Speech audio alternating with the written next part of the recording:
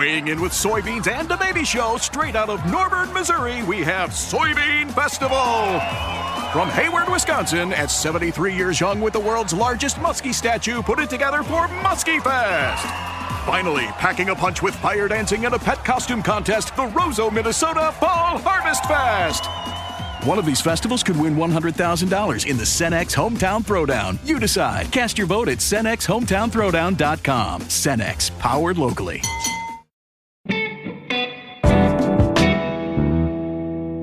Today on CityCast DC, so my dog has a weird thing where she barks and pulls and goes nuts whenever she sees a moped. And lately she has had a lot more to bark at. Amid a boom in mopeds, police have been cracking down, but it turns out that it's not just some newfangled way of commuting. Mopeds are at the core of a trend in food delivery, where the riders are some of the most vulnerable people in the industry. Axios' Anna Spiegel is here to explain. Oh, and after the interview, stick around for a 5-minute chat about painting your home. If you've ever painted a wall or room, you know leftover paint feels inevitable, and you don't want your expensive paint to go to waste. So our sponsor, Paint Care, is here to share tips for the right way to buy, store, and recycle it. Stay tuned.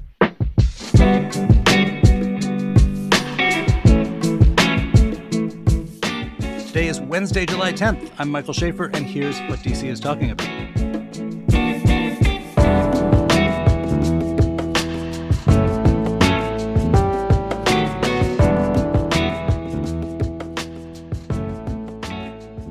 Hey, Anna.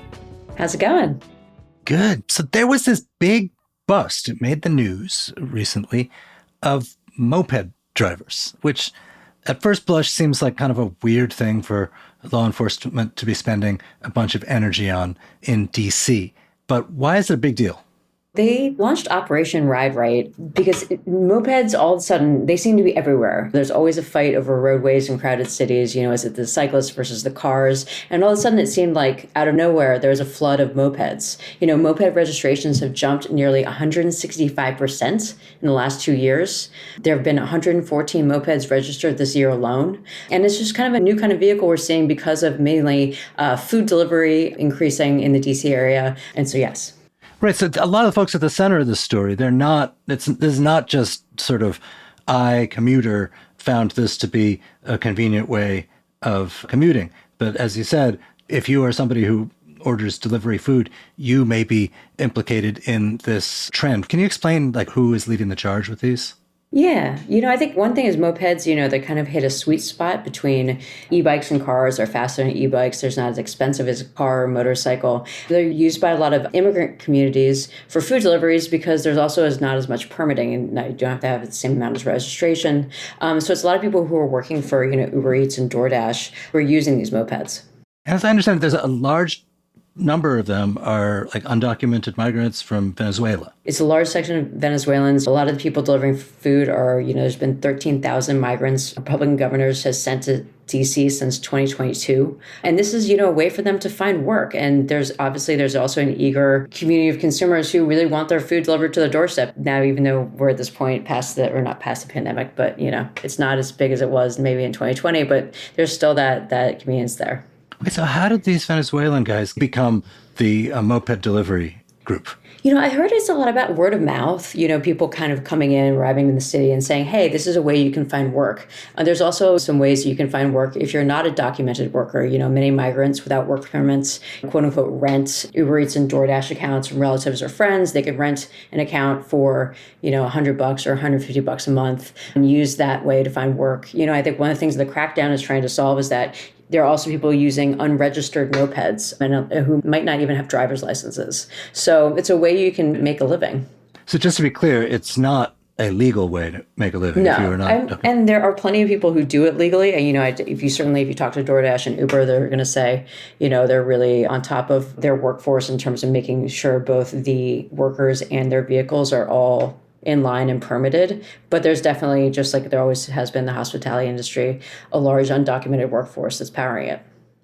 And just to be clear, the busts were not, immigration status related. They were related to the rules about mopeds. But can you tell us, what are those rules? I mean, you say it's sort of as an object, it's kind of between a car and a bike. Yes. But what are the rules? Do you need licenses? Do you have to register the thing? Can you go on the sidewalk? What are the rules, and what rules are people violating that triggers this big police action. Yes, and I think that's part of the reason that's been such kind of a hot topic is that you do see, definitely I see this on the streets, mopeds going through red lights or going through stop signs and even sometimes riding on the sidewalk. You're definitely not allowed to do that. So scooter drivers, you have to have a driver's license, you have to have a registration, and you have to have insurance. You have to have a helmet. It's a lot like riding a motorcycle. You cannot go on sidewalks. You can't be in bus lanes. And on streets, you basically have to use the same tactics you would while driving a car. You can't go through crosswalks without notice or things of that sort.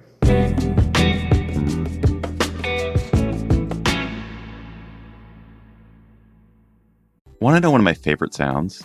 Here it is. That's the sound I hear when I'm learning Spanish with Babbel. And if you want to learn a new language this year, I guarantee it'll be one of your favorite sounds too.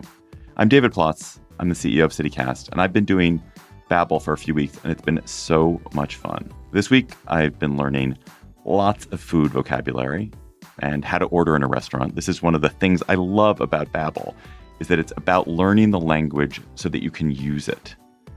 As Babbel says, it's designed by real people for real conversation. So it's all based on real life situations. And these restaurant lessons are awesome. When I went to Mexico City last year with my girlfriend, I was mute. I was a mute. But next time, I'm going to be ordering the sopes and las salsas picantes. Babbel has over 16 million subscriptions sold, plus all of Babbel's 14 award-winning language courses are backed by their 20-day money-back guarantee. Here's a special limited-time deal for CityCast listeners. Right now, get up to 60% off your Babbel subscription, but only for CityCast listeners at babbel.com/CityCast. Get up to 60% off at babbel.com/CityCast. Spelled BABBEL.com/CityCast. Rules and restrictions may apply.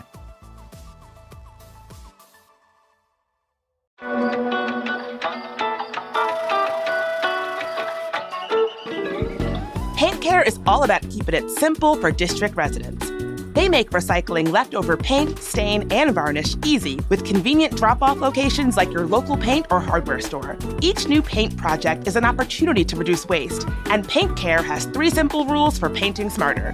1. Buy the right amount of paint for the job. 2. Use up leftover paint. And 3. Recycle the rest.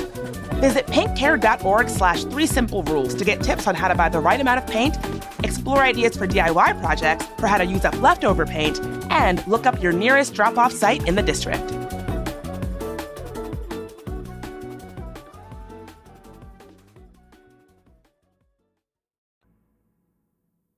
So other than the cost of owning and operating one, is from a legal point of view, is it different in any way from a motorcycle or an automobile? Yeah, for motorcycles, my understanding is there's a little more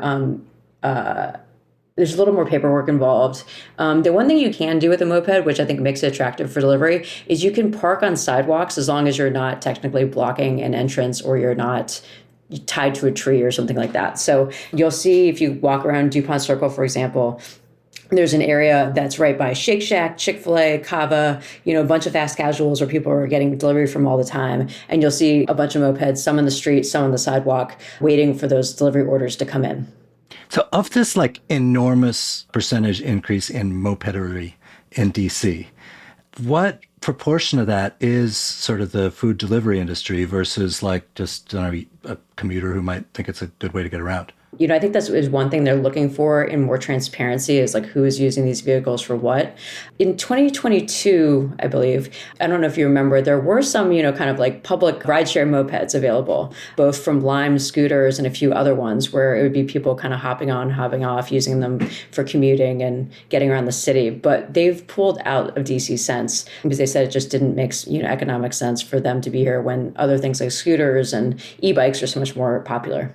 So the way you're describing mopeds, they're super convenient, particularly if you are delivering things. I mean, yes, they can't go more than 30 miles an hour, but you don't do that very often in DC anyway. You can park on the sidewalk. They get better gas mileage. Why is anyone using anything else besides a moped to deliver things? I'm not sure. I say, especially, the nature of the DMV, a lot of times, sometimes people order food from restaurant Arlington when they're living on Capitol Hill because that's what they're craving right then. And it's a little more convenient to have a car in those kind of long distances. And you're also, it's a little more comfortable to have a car when it's 100 degrees outside or when there's a snowstorm and people still want their lo mein from their favorite Chinese restaurant. So as a commuter, as someone who wants to get around town, do you lay out the advantages, disadvantages versus a regular bike or an e-bike, or for that matter, an actual full-fledged motorbike? Yeah, I think, again, it's a little easier to park. They're a little smaller and easier to maneuver. They go faster than an e-bike. Scooters can go up to 30 miles per hour, I believe, whereas e-bikes are less than that. And, they're kind of a fun, fashionable way to get around if you want to use one. Vespas are technically scooters. There used to be that Vespa store in Georgetown. I'm not sure if it's there still. This police action was aimed at getting unregistered ones or unpermitted drivers off the street. Yeah, it was aimed at, yes, making sure that they are in compliance with the law and all the rules of the road. And it's also, they set up stops in Columbia Heights where there's been a proliferation of mopeds especially, and just to make sure they're also making drivers aware that, hey, you need to follow the rules. So what is the future of mopeds in the city? Is this a thing like e-bikes have become sort of an integral, unremarkable part of city life? I think so. You look at New York had a huge moped, both like influx and crackdown. Obviously everything's always bigger in New York. So I think they confiscated around 12,000 illegal mopeds, largely used by immigrant populations for food delivery. But they're still there in the city, and I think they'll be in our city as well. Charles Allen introduced a bill in April that would hold moped dealers and renters more accountable. They said that you're going to have insurance and just like you would, renting a car. So I think there's also some more infrastructure in place to make sure that mopeds can be safely on the road just like any other kind of vehicle. How many busts were there in D.C. compared to the 12,000 in New York? Yeah, I think early statistics just said the D.C. police impounded 17 mopeds, I think, on the first day and made 5 arrests. They didn't really clarify whether it was arrests for people violating traffic laws or because people were undocumented. So it's not the scale of New York, but it's also happening in Boston as well. It's and the mayors of all those cities have contacted, I know, Uber Eats and DoorDash and Grubhub to make sure that the companies are also working with their workers to find out more accountability. So of the people who got their bikes impounded or who were arrested, what's happened to them? You're describing a population without a whole lot of money. Yeah. And getting your bike impounded can be a big thing. Yeah, absolutely. I don't know the answer to that question. I do know that, there have been accounts of mopeds being stolen, and when people don't have documents, they'll just, another good thing about mopeds is that they're fairly inexpensive. They're on Facebook Marketplace. Apparently there's a guy in a van who will just sell them out of the back of the van in Columbia Heights on weekends. So they just said, we'll just get another moped. You can get one for sometimes under $1,000. This is another story. I mean, you mentioned it earlier about how this is another case, another example of undocumented immigrants. You said powering the food industry. Mm-hmm. Someone else might look at it and say of the food industry taking advantage of people who are in an incredibly legally vulnerable place, and as a result of that, may be willing to work for less money and more danger than other people. Is that a thing that, when these mayors contact Uber Eats and DoorDash and they in turn contact restaurants, is this a thing that is the cause of any soul searching within the food industry? I mean, I think it always has been. I think because of the nature of what it is a third-party delivery service. I know, there's definitely a level of distance between, a restaurateur and the person who's coming to pick up the food to deliver it to another person. But I think that there is a consciousness about, these are people who are risking their lives on the road. They're going out, in extreme heat, in extreme cold to bring you your, $30 entree from a nice restaurant in downtown D.C. sometimes. So the reason it is a risk is because their employer, whether that is, Uber Eats or you, the consumer, or ultimately the employer, want to get away with paying less than you might have to pay to somebody who wasn't so vulnerable. Yes, absolutely. Absolutely. Anna, thank you so much for being here. All right. Thank you so much. I really appreciate it. And listener, don't go anywhere. In just a second, we've got a short segment sponsored by Paint Care. Carelessly throwing out paint is really bad for our streams and landfills, but what else are you supposed to do with leftover paint when you're done with your project? Paint Care is here to share some better alternatives, all in 5 quick minutes.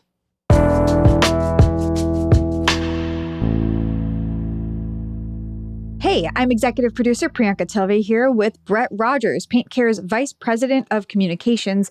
Brett, you're not going to believe this, but I actually just painted a wall in my apartment. It's the one behind me that you can see. And honestly, it feels impossible to have the exact right amount of paint. I feel like I always have some left over.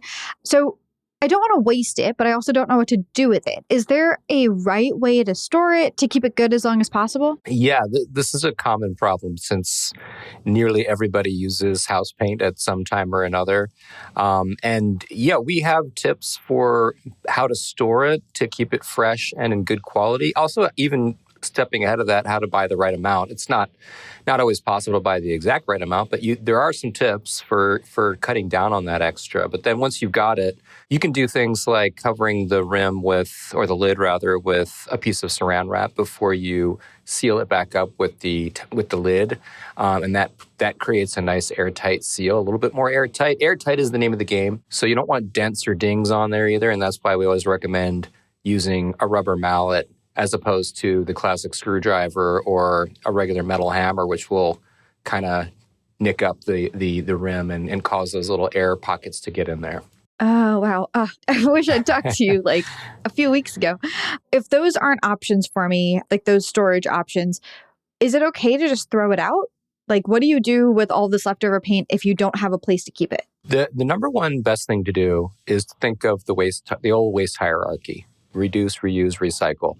So if there's any opportunity to reuse it, that's your next best option. It doesn't need to go in the trash, and nor does it need to be recycled if you can reuse it. So meaning it doesn't need to go through a resource-heavy processing to turn it into something new. Rather, you could just use it as paint. So you could use it up. You could apply more coats to your wall and make it a really great, really good-looking color there with all the little imperfections covered. If you can't reuse it, that's where recycling the rest comes in, and we do make that process easy. Okay, why is that important? Like recycling as opposed to throwing it in the trash? Well, with latex paint, which is the most common these days, latex or water-based paint as opposed to the oil-based or solvent-based, if it's 100% dry, you can throw it away. And a lot of communities and areas outside of DC and other places where we don't operate Paint Care, they may tell you to do that. They may tell you to dry out your latex paint and throw it away. And that means it's, as a colleague of mine puts it, painting a hole in the ground. It's going to be a chunk of paint sitting in the landfill somewhere, if in best case scenario. So even in that scenario where the latex paint is 100% dried and not necessarily causing any real damage, it's still a waste of resources to get it there and put it in the ground, and an environmental issue too. So the best thing to do is to keep it out and use up that valuable resource as it is, or get it recycled. And latex-based paint can be turned back into paint. So there's a beneficial purpose that it can be put to and kept out of the waste stream. Okay, so you said Paint Care can help people do that. How do you do that? In the District of Columbia, we have 7 drop-off sites around the city, and these are like paint retailers, paint stores. A few of the Sherwin-Williams stores, McCormick, W.S. Jenks. These are paint stores and hardware stores that volunteer to work with the program to serve as drop-off sites so that the households and businesses around the District of Columbia have an easy place to get to drop off the leftovers. We also occasionally run one-day drop-off events, and these are really great in the communities, neighborhoods where we don't have a year-round drop-off site, and also if you have a lot of paint, because you can bring any amount. So on August 10th at 9 a.m., we're going to have our next one-day drop-off event at the I.W. Wells Middle School, which is at 405 Sheridan Street. So you can register for free. There's no cost to come. It's on our website, paintcare.org/DC. That's cool. And if people can't make it to this particular drop-off event, what's the best way for them to know about future ones? That same webpage, that's where we list any upcoming events. And I expect we'll have at least one more this year. And then, again, we've got our year-round drop-off site options, too. Oh, that's awesome. What other services does Paint Care offer? We also have a pickup service, and that's for anyone with 100 gallons or more of paint. Sounds like a lot. Oh, wow. There are households with that much. You'd be surprised. But by and large, we're talking about painting contractors, building managers, maybe churches, schools, companies, businesses with lots of paint. And then we'll get a waste hauler scramble directly to your location to pick that up, and it's more efficient that way. And the drop-off sites can't handle that much at any given time, so it's a good benefit to those who do have a lot. Oh, that's really interesting. Just out of curiosity, what do you do with all of this paint that you get? Hundreds of gallons of paint. What do you do? The good news is that most of it does get recycled. Most of it is the latex, water-based paint. 3/4 of that, at least, I think it's over 80%, is recycled back into paint. Oil-based paints, we do get some of those, and we do accept those, the solvent-based and oil-based paints. Those, by and large, are used in a waste-to-energy fuel additive type of thing. Wow, that is extremely cool. Brett, thank you so much for being here. I learned so much. Again, check out paintcare.org/DC to learn more. We'll have that link in our show notes as well, so you're just a click away. Thanks for listening. Thank you.